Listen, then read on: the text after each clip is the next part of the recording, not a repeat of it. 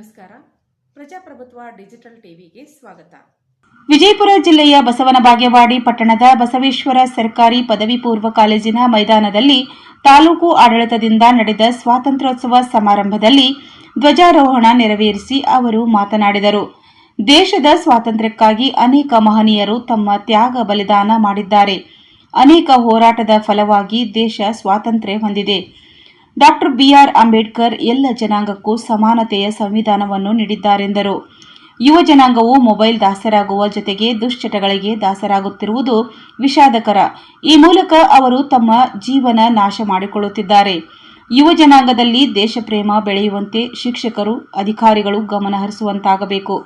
ದೇಶಪ್ರೇಮ ಬೆಳೆದರೆ ದೇಶವು ಇನ್ನಷ್ಟು ಪ್ರಗತಿಯಾಗಲು ಸಾಧ್ಯವೆಂದರು. ಅಧ್ಯಕ್ಷತೆ ವಹಿಸಿದ್ದ ಪುರಸಭೆ ಅಧ್ಯಕ್ಷೆ ಜಗದೇವಿ ಮುತ್ತಪ್ಪ ಗುಂಡಳ್ಳಿ ಮಾತನಾಡಿದರು.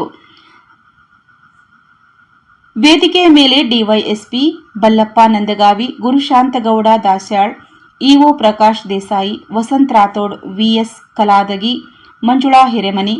ಇದೇ ಸಮಯದಲ್ಲಿ ಹಲವಾರು ಸರ್ಕಾರಿ ಅಧಿಕಾರಿಗಳು, ಊರಿನ ಮುಖಂಡರು, ಯುವಕರು, ಶಾಲೆಯ ಮಕ್ಕಳು ಭಾಗವಹಿಸಿದ್ದರು.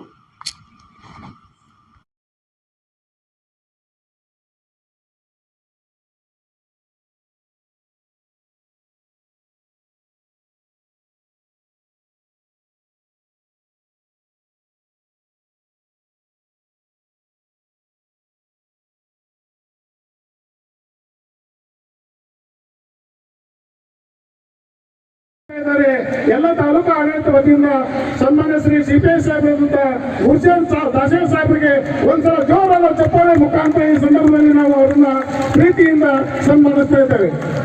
ಸರ್, ಈ ಸನ್ಮಾನ ಎಲ್ಲ ಪೊಲೀಸ್ ಇಲಾಖೆಯ ಅಧಿಕಾರಿಗಳ ಪರವಾಗಿ ನಮ್ಮ ಸಿಪಿಎಸ್ ಸಾಹೇಬರಾಗಿರ್ತಕ್ಕಂಥ ದಕ್ಷ ಪ್ರಾಮಾಣಿಕ ಅಧಿಕಾರಿಗಳು ಆಗಿರ್ತಕ್ಕಂಥ ಶ್ರೀ ಗುರುಶಾಂತ್. ರಾಷ್ಟ್ರೀಯ ಕಾಂಗ್ರೆಸ್ ಸ್ಥಾಪನೆ ಆಯಿತು. 1920ರಲ್ಲಿ ಗಾಂಧೀಜಿಯವರ ನೇತೃತ್ವದಲ್ಲಿ ಅಸಹಕಾರ ಚಳವಳಿ ನಡೆಯಿತು. 1922ರಲ್ಲಿ ಚೌರಿ ಚೌರ ಘಟನೆ ನಡೆಯಿತು. 1930ರಲ್ಲಿ ದಂಡಿ ಸತ್ಯಾಗ್ರಹ ನಡೆಯಿತು. 1942ರಲ್ಲಿ ಕ್ವಿಟ್ ಇಂಡಿಯಾ ಮೂವ್ಮೆಂಟ್ ನಡೆಯಿತು. ಹೀಗೆ ಸಾಕಷ್ಟು ಹೋರಾಟವನ್ನು ಮಾಡಿಕೊಂಡು ನಮ್ಮ ದೇಶ ಸ್ವಾತಂತ್ರ್ಯವನ್ನು ಪಡೆಯಿತು. ಅದೇ ರೀತಿ ಬಾಲ್ ಗಂಗಾಧರ್ ತಿಲಕ್, ಬಿಪಿನ್ ಚಂದ್ರಪಾಲ್, ಲಾಲಾ ಲಜಪತ್ ರಾಯ್, ಭಗತ್ ಸಿಂಗ್, ರಾಜ್ಗುರು, ಸುಖದೇವ್ ಇವರೆಲ್ಲರೂ ಕೂಡ ಅನೇಕ ಸ್ವಾತಂತ್ರ್ಯ ಹೋರಾಟಗಾರರು.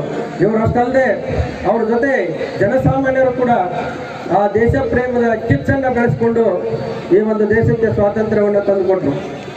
ಹೀಗಾಗಿ ಈ ಸ್ವಾತಂತ್ರ್ಯವನ್ನು ಉಳಿಸಿಕೊಂಡು ಬೆಳೆಸಿಕೊಂಡು ಹೋಗುವ ಜವಾಬ್ದಾರಿ ನಮ್ಮ ಮೇಲಿದೆ.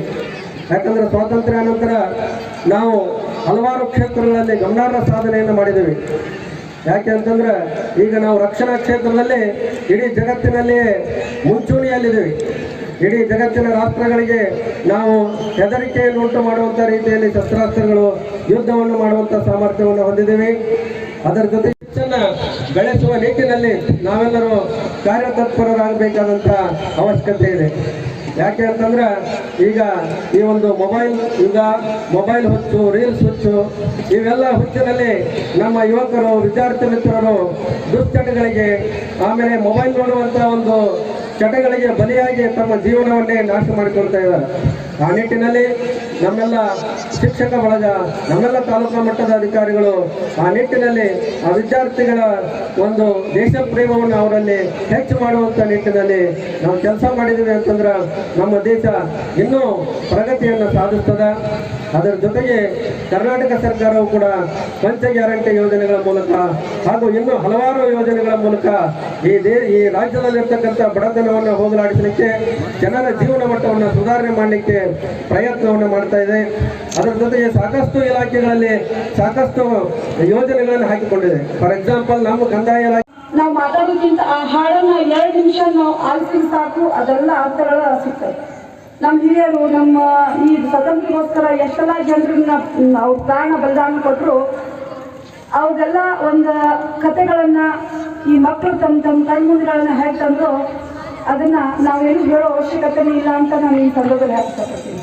ಯಾಕಂದ್ರೆ ಶಿಕ್ಷಕರು ಈ ಸ್ವತಂತ್ರ ದಿನಾಚರಣೆ ಅಂಗವಾಗಿ ಏನು ಮಕ್ಕಳಿಗೆ ಅವ್ರು ಬೋಧನೆ ಮಾಡಿ ಆ ಕಾರ್ಯಕ್ರಮಗಳ ಚಟುವಟಿಕೆಗಳನ್ನು ಅವ್ರು ಉತ್ಸಾಹಪೂರ್ವವಾಗಿ ಅವ್ರೇನು ಅವ್ರನ್ನ ತಯಾರು ಮಾಡ್ತಾರಲ್ಲ, ಅವರು ಮನದಲ್ಲೂ ಅವರ ಒಂದು ಯೋಧರ ಬಗ್ಗೆ ನಮ್ಮ ಹಿರಿಯರ ಬಗ್ಗೆ, ನಮ್ಮ ಭೂಮಿ ಬಗ್ಗೆ, ನಮ್ಮ ಭಾರತದ ಹೆಮ್ಮೆಯ ಬಗ್ಗೆ ಅವರ ರಕ್ತ ಕಣಕಣದಲ್ಲೂ ತುಂಬಿ ಅವ್ರನ್ನ ಒಂದು ಸೈನಿಕರ ರೀತಿಯಲ್ಲಿ ಏನು ಕಟ್ಟುನಿಟ್ಟಾಗಿ ತಯಾರು ಮಾಡಿ ಇಲ್ಲಿ ಕರ್ಕೊಂಡ್ಬಂದು ನಮ್ಮ ತಾಲೂಕಾ ಆಡಳಿತದ ಎದುರಿಗೆ ಅದರ ಪ್ರದರ್ಶನ ಮಾಡ್ತಾರಲ್ಲ, ಇದಕ್ಕಿಂತ ಹೆಮ್ಮೆ ವಿಷಯ ಏನ್ ಬೇಕು?